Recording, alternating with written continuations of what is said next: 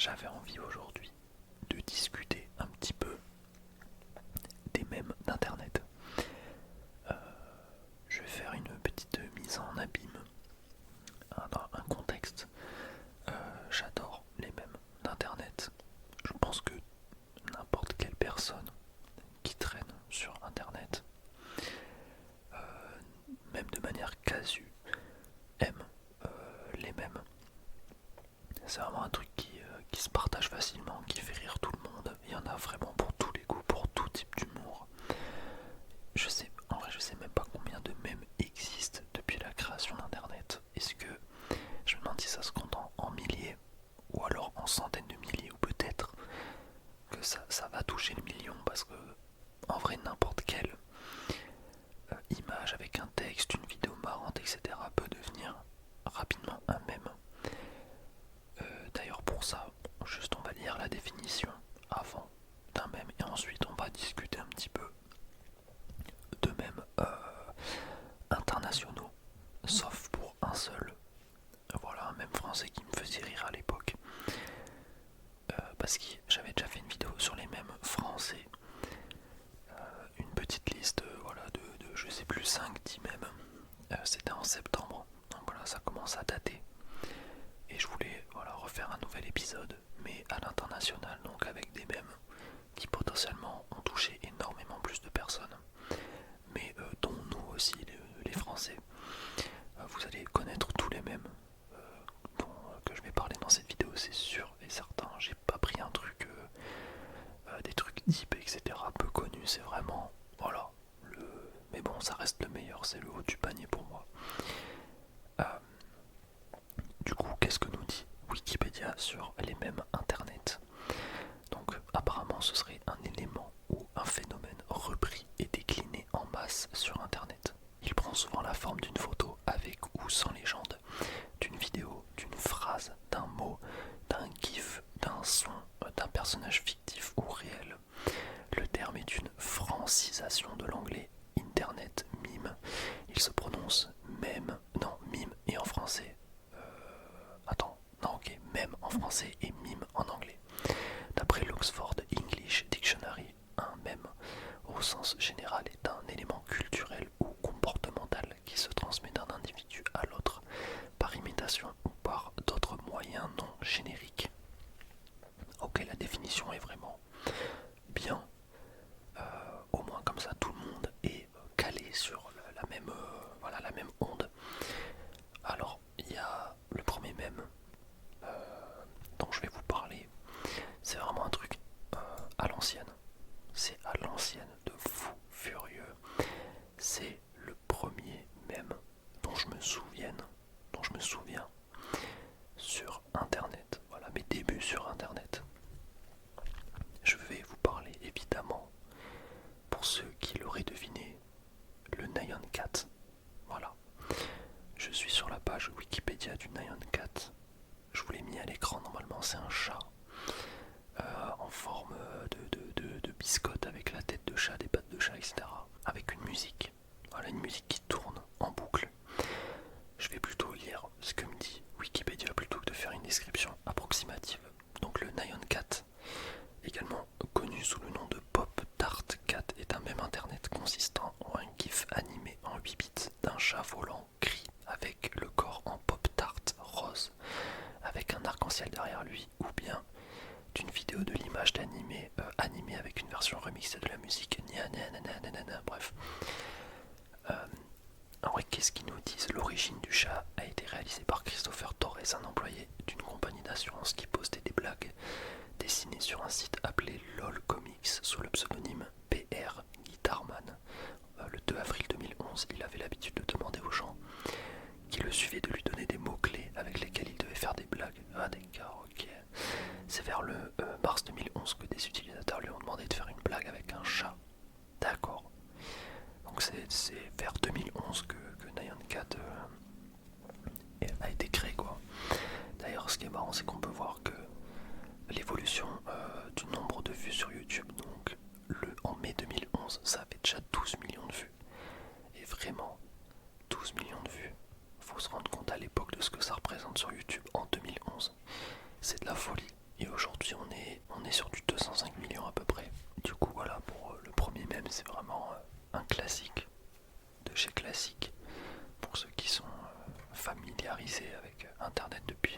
petit moment maintenant.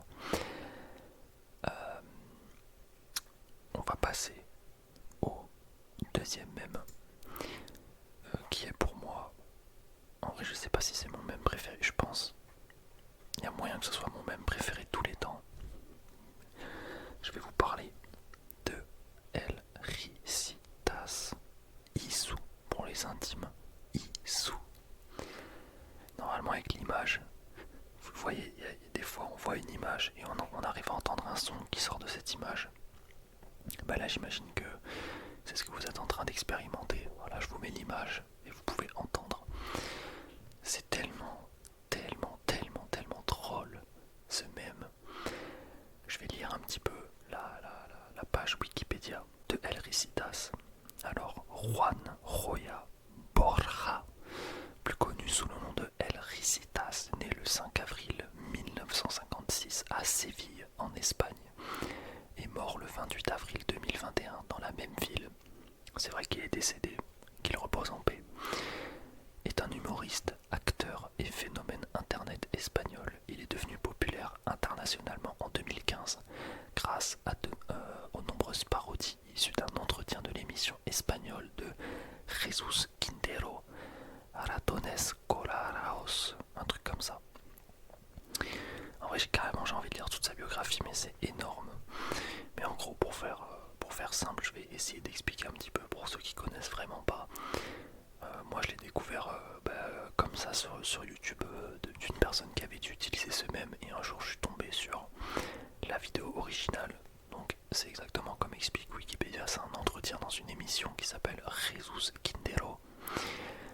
Et je crois, de mémoire, j'ai pas revu la vidéo avant de lancer le record, mais de mémoire il raconte une anecdote de l'époque où il travaillait. Et en gros il devait aller chercher des... Putain, je sais plus si c'est des poissons ou si c'est des trucs du style coquille Saint-Jacques. Au bord de la mer, c'était ça son taf. Et il y a un truc du style la marée haute et la marée basse, ce qui fait qu'il a pris du retard, etc. Et quand il a dû aller chercher les poissons, je sais plus, et ben la marée était haute. Et du coup, tout était foutu, un truc comme ça. Et du coup, il tape une barre énorme. En vrai, l'histoire, je suis sûr, à 2 sur 10 de ce que je viens de raconter. Peut-être qu'il y a des éléments vrais. Mais voilà, c'est un peu pour poser le contexte. Et du coup, il se pète une barre avec le présentateur. Et son rire est devenu totalement iconique. Et en fait, je pense que c'est le rire. Son rire, c'est vraiment ce qui se transmet de mieux. Il y a des rires, je sais pas, moi par exemple, quand je rigole, je sais pas si je transmets bien mon rire aux autres personnes, mais lui, Ricitas, je pense que c'est le seul être humain au monde capable de transmettre un rire aussi facilement. En fait, quand il rigole, t'as trop envie de rigoler avec lui, c'est tout. Et même si j'ai vu les vidéos des centaines de fois depuis 2015, et ben je peux vous assurer que là, si je relance une vidéo de Ricitas sur YouTube, je suis sûr de taper une barre, c'est un truc de malade. Il y a des mèmes qui se périment ultra vite. Et typiquement aussi, je vous dis, à Pagnan, voilà, vous avez envie, soit vous avez eu des frissons de gêne, soit vous avez vraiment envie de quitter la vidéo, et je comprends totalement. Donc voilà, il y a des mèmes qui durent 1 mois, 2 semaines, 1 an, mais El Ricitas depuis 2015, donc ça fait 9 ans. Pour moi, ça a pas pris une ride. Je rigole pas, c'est vraiment trop un classique. C'est trop drôle. Et je crois qu'il avait fait d'autres émissions aussi, où il rigole un peu comme ça. Et voilà quoi, c'est tout simplement peut-être mon mème préféré d'internet. Ensuite, un mème que j'ai redécouvert très récemment. Un mec qui s'appelle Sergei Stepanov. Là comme ça dit peut-être rien aux personnes, mais en gros, c'était tout simplement le mec qui a joué du saxophone sur scène lors de l'Eurovision pour la Moldavie, qu'on appelle plus communément Epic Sax Guy. Et alors, là comme ça, peut-être que vous avez toujours pas la ref. Ça m'étonnerait carré, mais quand même. Mais peut-être que si je vous mets cette photo de Gandalf, vous allez peut-être faire le rapprochement, et là vous allez avoir la mélodie dans la tête. Une mélodie qui, personnellement, je trouve, elle est incroyable, mais incroyable. C'est tellement dommage qu'elle soit si courte, parce que je crois que le loop dure, je sais pas, je dirais une dizaine de secondes. Donc c'est un peu sad.